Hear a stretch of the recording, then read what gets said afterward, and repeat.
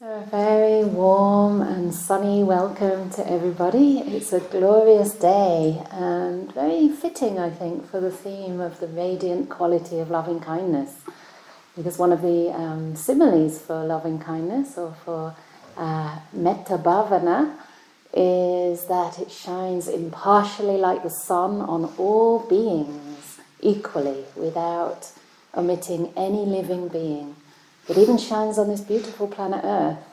And today, in the hills of Sheffield, it's spreading all over the place and bringing a lot of beauty with it and a lot of warmth, which perhaps some of us might need after Christmas, I don't know. But the Christmas period can be quite challenging for many of us, I think.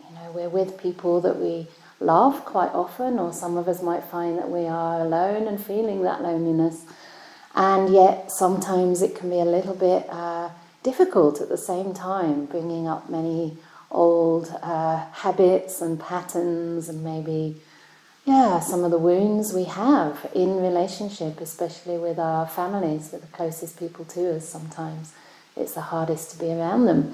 Even though we might love them, they may love us, we might express it in different ways. So I am hoping that today gives us the opportunity, and tomorrow too, to realign with ourselves, with our deepest values, and just start to cultivate a little bit more the love that we do have as an innate quality of the human heart. Loving kindness is something that we need to survive. Without love, we cannot survive, let alone thrive. And yet sometimes the kind of love that we develop is perhaps closer to attachment than to that unconditional sense of loving kindness. So love is something that we can develop. That's why it's called Metta bhavana. Bhavana means the cultivation of loving kindness. If we didn't have it in the first place, it couldn't be cultivated. So rest assured, you're not coming here to learn it for the first time, but just to perhaps purify what's there and learn how we can take that loving kindness into deep meditation as part of our Buddhist practice. Because love, loving kindness, I do prefer the word love actually. I think it's been corrupted, by what we could call poor imitations of love, which again are closer to clinging and attachment. But love is something that is inherent in being human, being a living being. And a life without love is unhappy at best. So if you think about the kind of love that attaches, the kind of love that maybe even controls, how does that make us feel? How does that make the heart feel? Sometimes it can cause the heart to feel constricted, to feel closed, maybe to exclude certain people who perhaps we can't relate to. Perhaps they look different or have different backgrounds, different upbringings, speak different languages maybe they live in other parts of the world, and to us they just seem like a they, right? We have this idea of us and them, and we don't quite know how to bring their experience closer to our own. We don't tend to humanize people fully. Whereas the love of loving kindness is the love that frees. It's not the love that tries to possess or exclude, but it's a love that opens itself to give. And in that sense, it's a love that frees. It gives other beings the gift of freedom. If you think of animals in a zoo, that's a kind of so-called love that controls, right? They're contained, they're out of their natural habitat, put in a cage for other people's enjoyment, when their real place is in the forest, in the mountains, in the hills. In the same way, the love that frees allows us to really be who we are, to follow our own nature, if you like. And in my experience, certainly when I have experienced that pure loving kindness that just wishes for my own true good, it's a love that really relaxes me and allows me to grow in my own time. Embracing me for my quirks as well as my strengths, my so-called faults and failings, but that understands and is patient enough to allow me to grow in my own time and to make mistakes along the way. So this is the kind of love that we want to cultivate. And it's a love without conditions, a love without expectations and demands. Of course, I'm speaking in quite idealistic terms in a sense. And as I said in the beginning, this is a process. It's a path of purifying the love that we have. But it is possible to develop that kind of benevolent wish that all beings without exception be at ease, be safe, be free, and basically be happy. Yeah. The practice of loving kindness, in a way, teaches us a lot about the nature of happiness. Sometimes we think of happiness as a kind of superficial emotion. Maybe it brings up ideas of frivolity or, sensuality, or something that's not really very reliable, maybe not even very meaningful for us. But the kind of happiness that comes from a pure heart is a different kind altogether. And that, again, is the happiness that leads to peace, a happiness that leads to freedom. And, of course, the happiness that comes from a purified heart. So, what are some of the purposes and benefits of cultivating loving kindness? Either as part of our practice or maybe as a main vehicle in our practice that can take us all the way to liberation. So I've kind of given the game away there because it can take us that far. But I think the purposes that are talked about in the suttas are, first of all, to take us to the Brahma world. And whether we believe in other realms or not, the Brahma realm is what's known as a divine abiding, a resting place for our heart, for our mind, for our body as well, in the here and now. It's a place of ease, of deep peace, of spaciousness, something sublime, something that we can really rest in, that we can really rely on. And that's why Metta is called one of the Brahma Viharas, the sublime abidings. And it's said that somebody who develops Metta to a significant degree in this life will take rebirth in one of those realms, like a heavenly realm, if you like. And that's one of the first benefits. But of course, this is only a temporary benefit because it goes much deeper than that. Of course, it brings benefits in the here and now as well. But the Buddha said that even if we develop loving kindness for a finger snap, let alone be able to rest in loving kindness for hours on end, even for a finger snap, it's more powerful than giving 200 meals or maybe even 2,000 meals to people who are hungry. Just developing thoughts and intentions of pure loving kindness for a very short time. And I think this points to the importance of where we're coming from, the importance of the mind and our motivations in life. So if we're motivated by loving kindness, perhaps we'll end up donating 10,000 million meals, but they'll be coming from a heart that is pure, not with a wish to get anything or to make a name for ourselves, but something that actually purifies our mind and brings happiness for ourselves in a deep way, in a meaningful way. So we're moving towards the Brahma realms, and that also means towards the deep meditation, the jhanas, which are equivalent to those 4 Brahma Viharas. So there's loving kindness, compassion, mudita or altruistic joy. I like empathetic joy, being rejoicing in other people's happiness, and also equanimity, and these are called the divine abodes or the Brahma Viharas. And then also from that place of deep meditation, we can use the practice of loving kindness as a basis for insight. And I'll explain this much more over the next couple of days. But it's not only for the sake of enjoying happiness and a sense of expansive benevolence for all beings, including ourselves.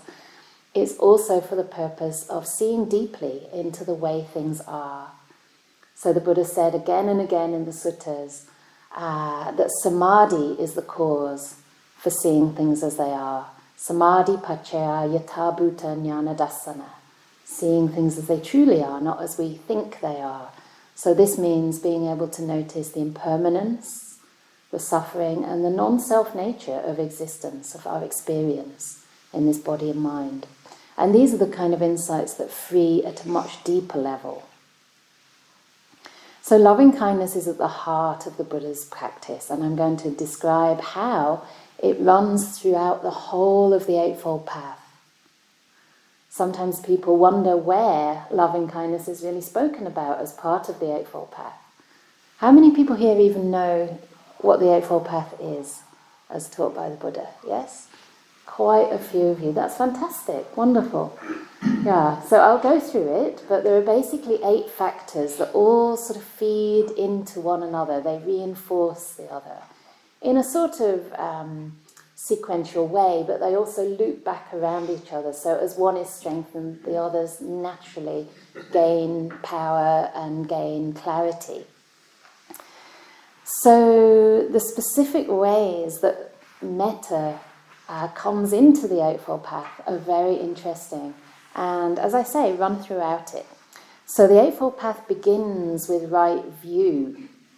And when we talk about right, we don't mean right in a sort of I'm right and you're wrong kind of moralistic or preachy way, but more right in the sense that there are certain views that lead to freedom, and there are certain views that lead to suffering.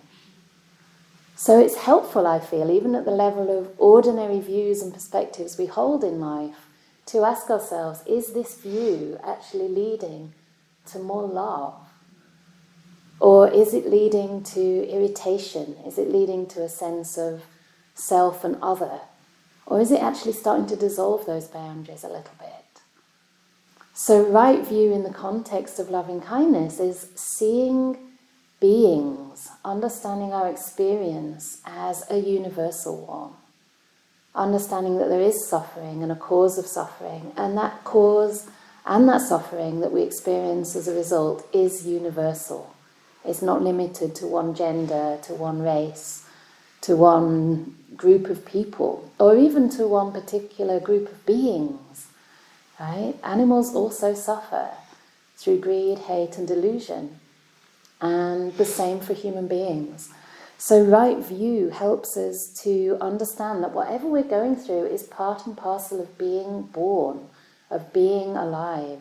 There's nothing wrong with us if we struggle sometimes. There's nothing wrong with us even for feeling anger sometimes, or grief, or whatever it is we're going through. These are human experiences.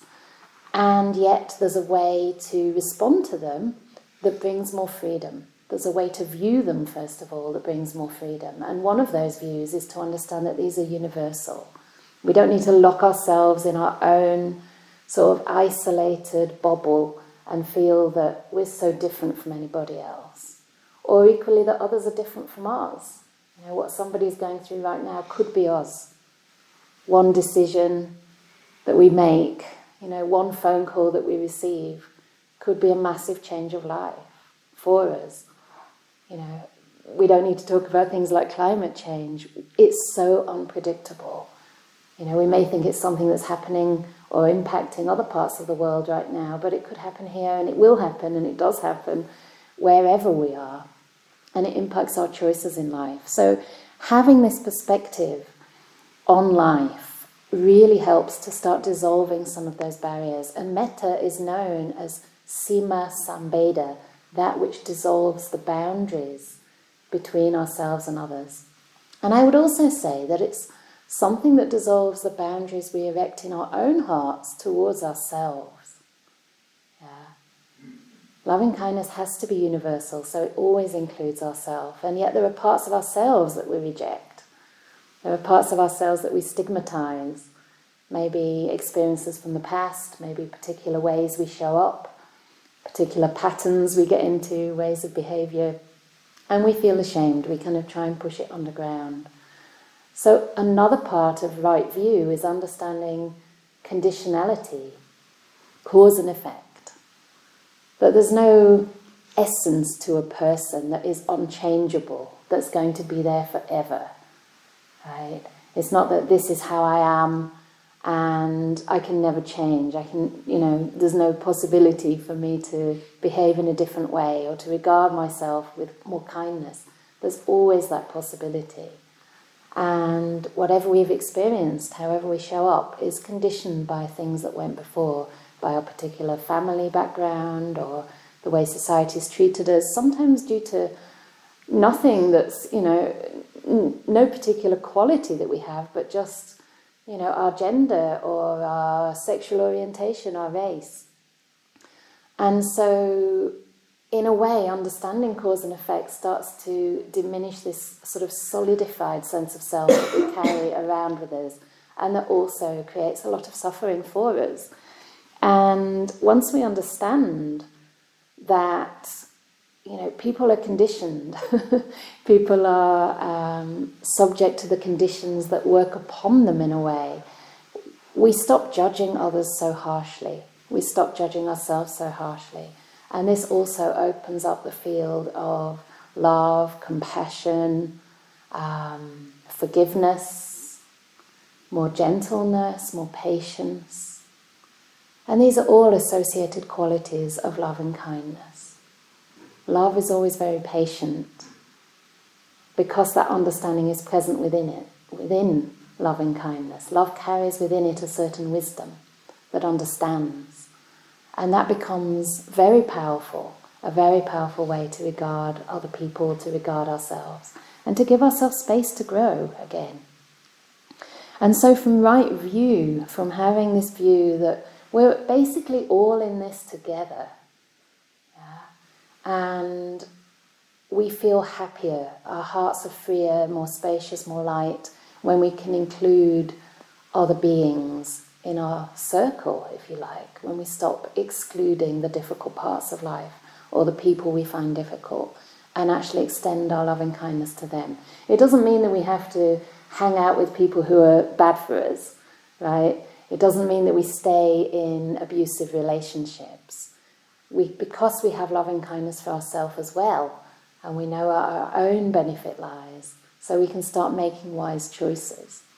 But once we start to view things more in line with the Dhamma, then this naturally leads into the next factor of the Eightfold Path, which is right intention, which in a sense is a disposition to life. And the three right intentions that the Buddha talked about are the intentions of letting go, or giving, if you like. So giving away our resentment, giving it up, letting go of the things that contract the heart. Giving rather than loving to get something in return. Just giving for the sake of giving because it's a beautiful thing to do. So again, you can see how this starts to dissolve those boundaries and bring us together, heal divides, create harmony in society and in community, in our personal relationships as well. And then the next one is non-ill will, which is a synonym for loving kindness. One of the powerful qualities of loving kindness is that it overcomes ill will. Of course, a little bit at first, and eventually it uproots it altogether. If we take that loving kindness into the samadhi states, we can temporarily abandon ill will completely. Temporarily though. And later, if we can, use the deeper states of samadhi as a foundation for our insight, we can uproot the tendency to ill will completely and permanently. So loving kindness is available to us to the extent that ill will is overcome.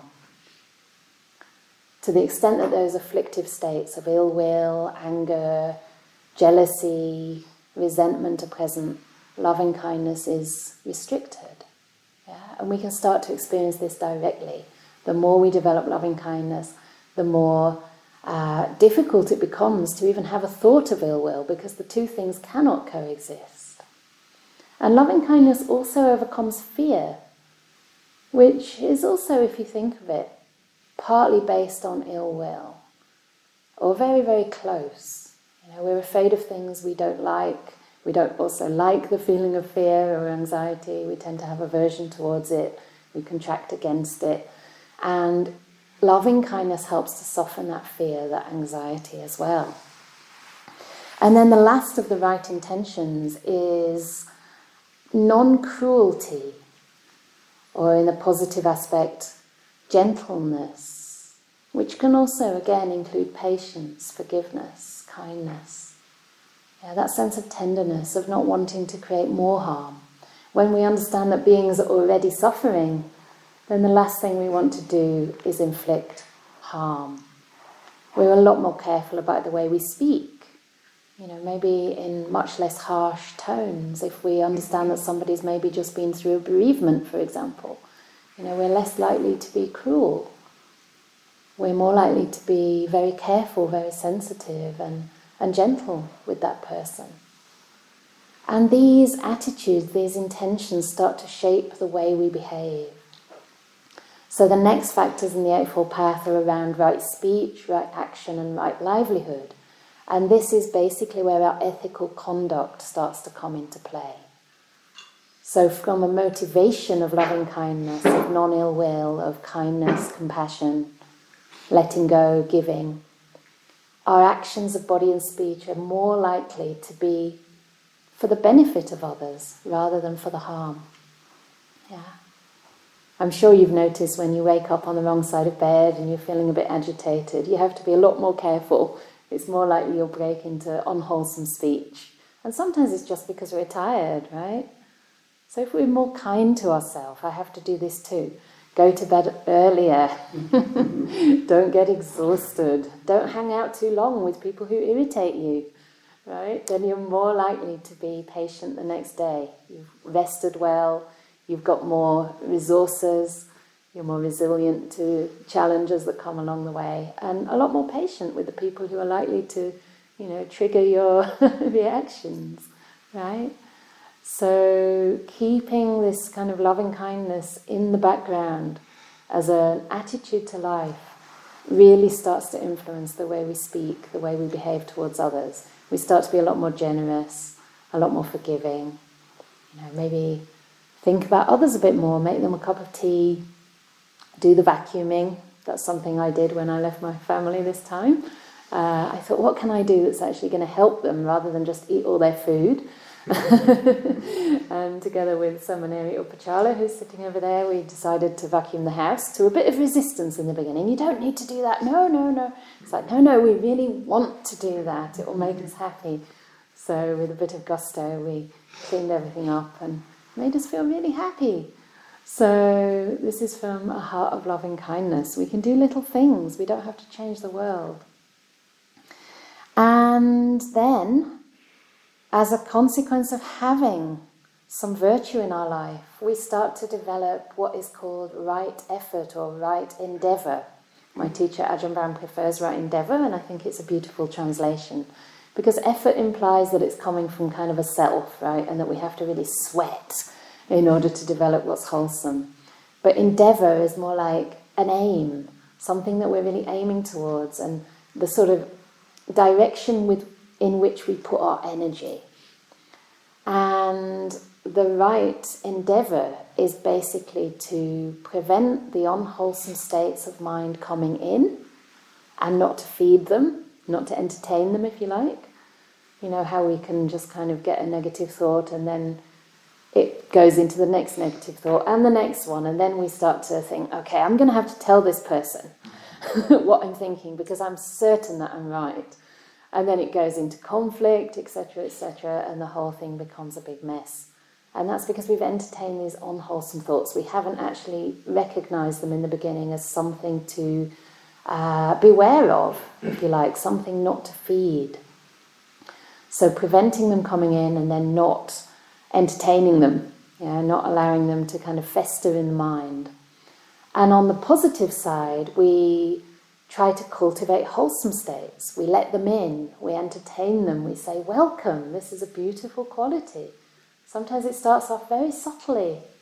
You might notice even when we meditate, or even right now as you hear this talk, a little bit of joy, a little bit of relief, a sense that, I made it to the retreat. I'm around other meditators for a couple of days. It's a sunny day. Notice that. Notice that sense of ease, relief, inspiration perhaps, a sense of kindness that you've given yourself the gift of being on retreat. And really sit in that. Sit in it, allow it to calm the mind. Recognize your own wisdom in giving yourself this opportunity. I know it's not easy to get onto a retreat. For me, it's even harder these days. I'm always teaching the retreat. So people always say, "Oh, have a good retreat." I'm like, yeah, I hope the participants have a good retreat. I'm teaching. But at the same time, it's such a beautiful thing to share the Dhamma. And I must admit, I was looking forward to this because it is different to talk about loving kindness than to talk about, all the ailments of getting on in life. I include myself. I'm 50 now, so I'm an adult finally. I'm supposed to be anyway. And I have my own ailments and have to talk about all the different kinds of food I can and can't eat. And it's okay, but it's lovely, isn't it, to start talking about the Dhamma. So to really embody and allow ourselves to experience wholesome states, and then to cultivate those wholesome states further.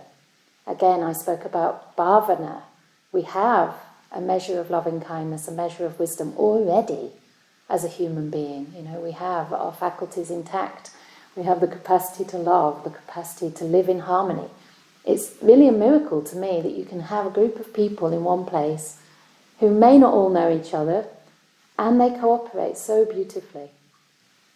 I believe that many of you were having a cup of tea outside beforehand and having a bit of conversation together, which is great. We don't often get time to meet and to, just be on the same page without much explanation of what we're doing here. And yet, when you were asked to come in, you all came in silently, considerately, and took your place. It's really incredible, this capacity we have as human beings to live in harmony together most of the time. We're going vastly and violently against our human nature when we inflict harm on one another. And if we have some mindfulness, if we have some sensitivity, it's very obvious to us when we do that. We're the first ones to suffer, right? So we have this capacity to experience wholesome states and to increase them. And please allow yourself to do that, because the practice of loving kindness is directly cultivating wholesome states and simultaneously keeping out unwholesome states. In the Majjhima Nikaya number 19, it's called the 2 kinds of thought, and I'm sure this is referred to again and again in meditation retreats. The Buddha says something very simple, but in a way kind of life-changing, which is that it's impossible to have a thought of loving kindness when there's a thought of ill will present.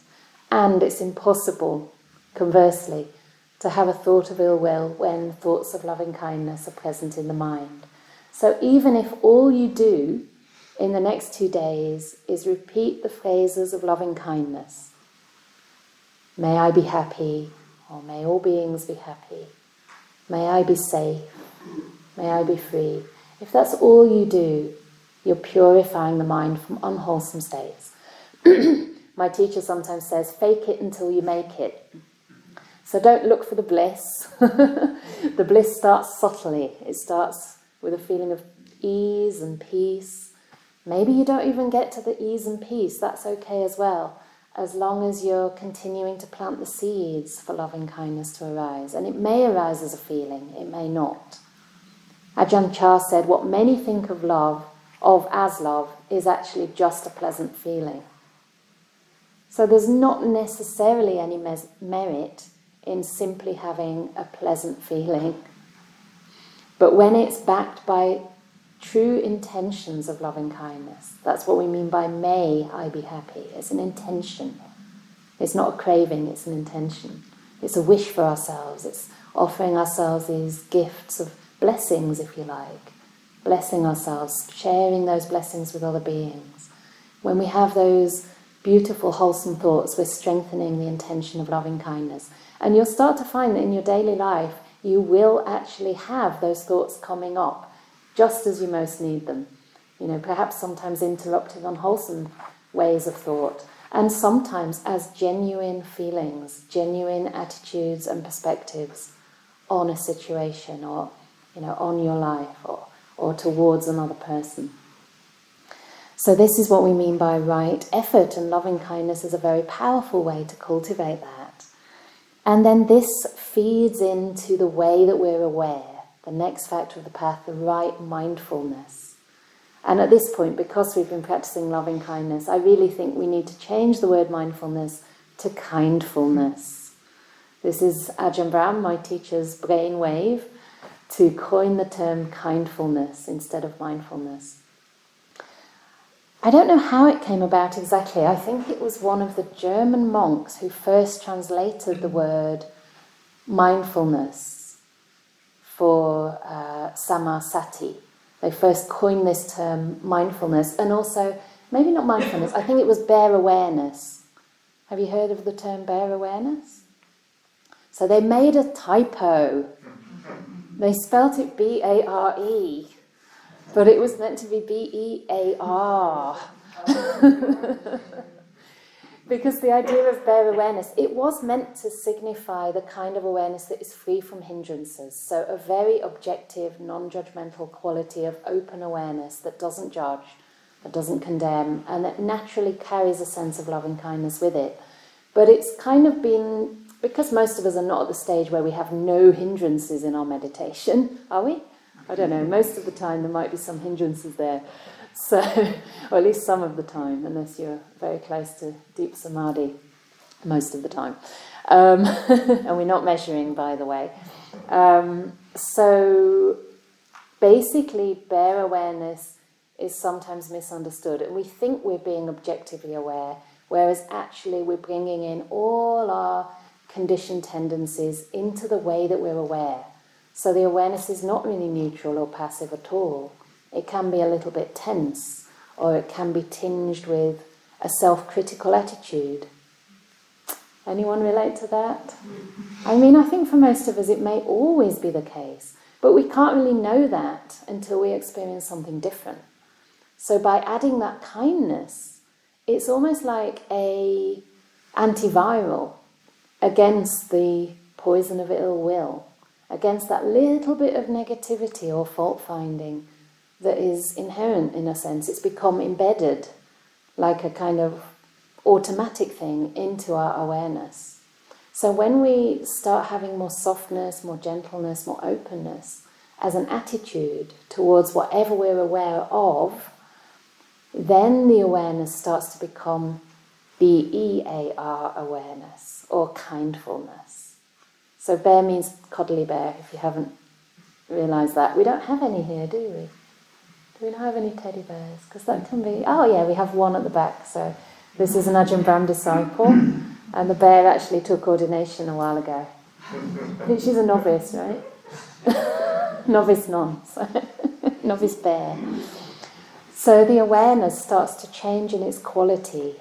It's almost as though we're wearing a different coloured lens, and everything we look at, rather than being sort of tainted with a little bit of fault-finding, becomes tinged with loving kindness. It becomes much softer. There is actually somebody on the Zoom call right now who I won't name, but I remember when she shared with me one day having practiced loving kindness and recognising that the whole world looked different. It looked softer, it looked more beautiful, and she said she didn't realise until that time that there'd been this sort of overlay of aversion on everything. Sometimes we don't know it's there until it softens, until we practice loving kindness. And this is how our mindfulness starts to be much more empowered.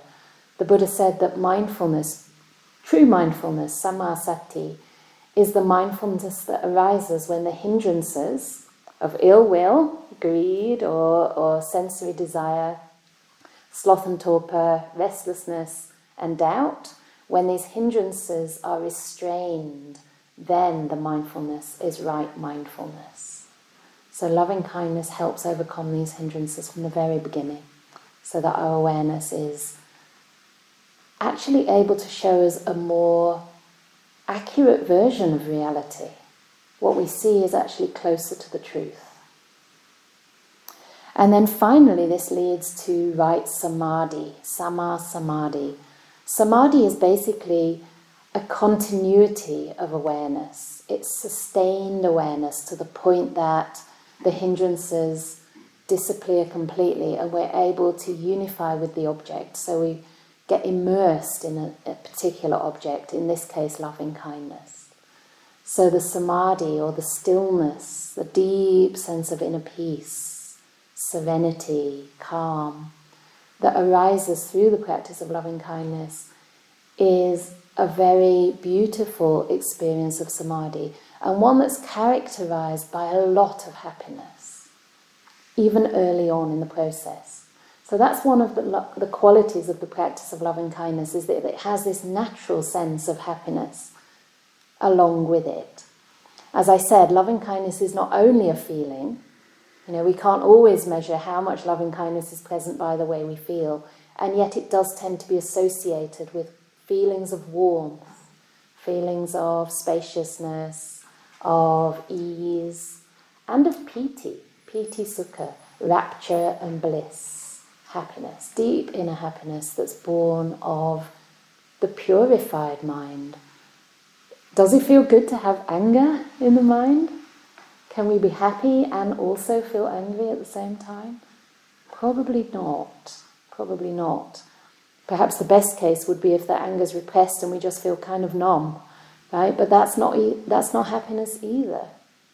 That's a kind of deadened feeling. The heart is closed, the heart is shut down.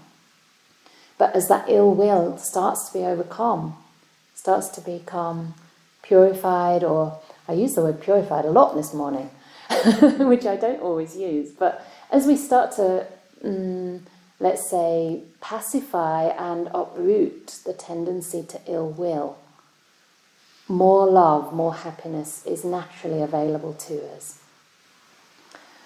So this is, in brief, the practice of loving kindness, and I've just realised that I've spoken for so long without giving you much instruction at all.